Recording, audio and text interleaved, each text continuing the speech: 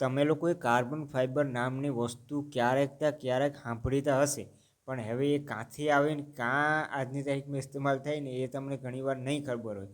Carbon fibre basically જો F1 નામની કોઈ એવી વસ્તુનું નામ સાંભળ્યું હોય ક્યારે, તો F1 જે રેસિંગ છે એની અંદર ઇન્ટ્રોડ્યુસ કરવામાં આવી હતી. F1ની અંદર ઘણી બધી ટેકનોલોજીને પ્રયોગ કરવામાં આવે છે, ઘણી બધી ટેકનોલોજી, ઘણા બધા એવા વસ્તુ હોય છે એને પ્રયોગ કરે છે અને એમાં વાપરે છે કે આ વસ્તુ ચાલે છે કે નથી ચાલતી. એન્જિનમાં ઘણા બધા ટ્વીક કરે છે, ટેકનિકલ, પછી બીજા ઘણા બધી વસ્તુઓ એની અંદર ચેક કરે અને પછી ધીરે ધીરે આપણે લોકોને ઘણીવાર એ કારની અંદર પણ જોવા મળે છે. એમાંથી જ એક છે કાર્બન ફાઇબર. કાર્બન ફાઇબર પહેલી વાર F1ની અંદર ઇન્ટ્રોડ્યુસ કરવામાં આવ્યો હતો અને એની ટેકનોલોજી કંઈક એ ટાઈપની હતી કે આજની તારીખમાં મોટી મોટી કાર કંપનીઓ એના ઉપર આખી કાર બનાવી દે છે.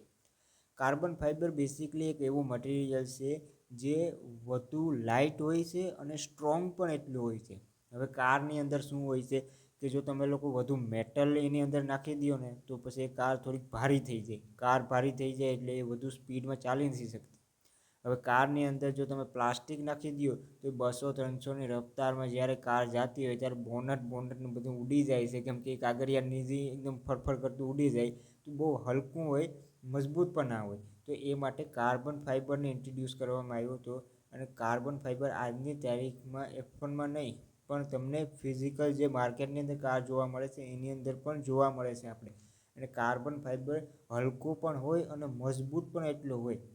એ માટે ઘણા બધા કારના બોનટ અને રિયર ઘણી બધી વસ્તુઓ એવી છે જેને કાર્બન ફાઇબરથી બનાવવામાં આવે છે અને કાર્બન ફાઇબર એમાં ઇન્સ્ટોલ કરવામાં આવે છે. વધુ આપણે સ્પોર્ટ્સ કાર જે હોય છે એમાં જોવા મળતી હોય છે, કેમ કે કારને હલકી બનાવવા માટે, કેમ કે કાર્બન ફાઇબર એક એવું મટીરિયલ છે જે થોડુંક મોંઘું પણ હોય છે. એ માટે જે મોંઘી સ્પોર્ટ્સ કાર હોય છે ને એની અંદર કારને હલકી બનાવવા માટે, વધુ સ્પીડ માટે કાર્બન ફાઇબરનો ઉપયોગ કરવામાં આવે છે. તમારી કારની અંદર કાર્બન ફાઇબર નામનું ચિત્રું જોવા મળે કે નથી મળતું એ તમે લોકો કોમેન્ટ કરીને મને જણાવો. અને આવા જ વધુ વિડીયો જોવા માટે ચેનલને સબસ્ક્રાઈબ કરી દો. આપણે ઓટોમોટિવથી રિલેટિવ આવા વિડીયો બનાવતા રહીએ તો ચેનલને સબસ્ક્રાઈબ કરો. આવું ઘણું બધું જોવા મળશે તમને. અને વિડીયોને લાઇક પણ કરી દીધો. ફરી પાછા મળીએ એક નવા વિડીયોની સાથે. આવજો.